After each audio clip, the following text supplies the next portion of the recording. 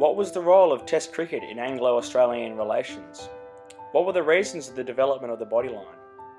Was there controversy over the bodyline in the 1932 to 1933 Test series? And what were the social and imperial implications of the bodyline controversy? These questions will all be answered in this week's series of What Would You Do If You Could Change the World?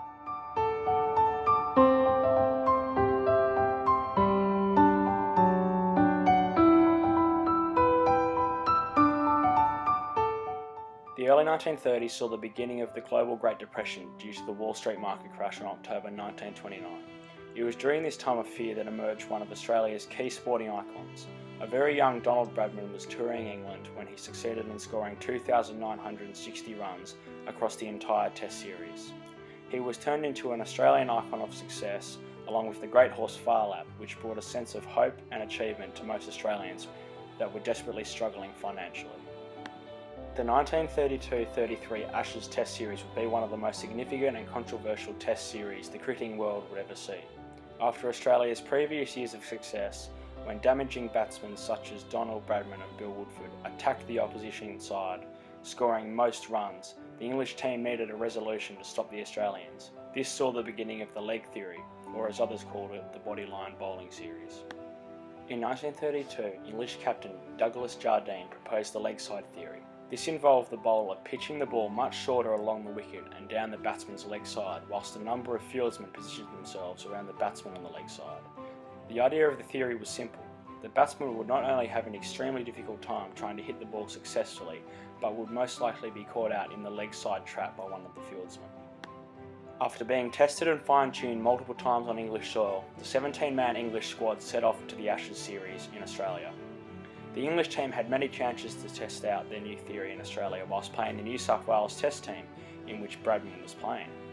Following the test, media intensity against the English team grew, as the new theory was analysed by the Australian Board of Control and the Australian population and media. By the beginning of the third test, the score was 1-1.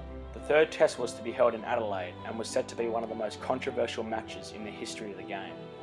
Because the English had lost the previous test, Jardine instructed his bowlers Harold Larwood and Bill Voss to be relentless against the Australian batsmen.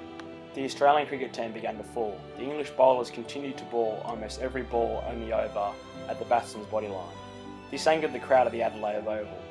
When Bill Oldfield was then struck in the face by a ball, fracturing his skull and causing the Australian star to be concussed, the crowd became out of control. By the third day of the test, police and Australian cricket officials were prepared for crowd riots and the possibility of pitch invaders that would attack the English team.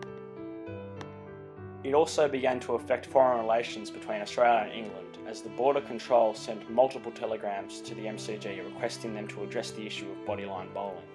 The Australian media also began to criticise the English strategy and players, but especially Jardine. The controversy of the bodyline series was in action, as Australian politics were soon involved in the argument of the theory.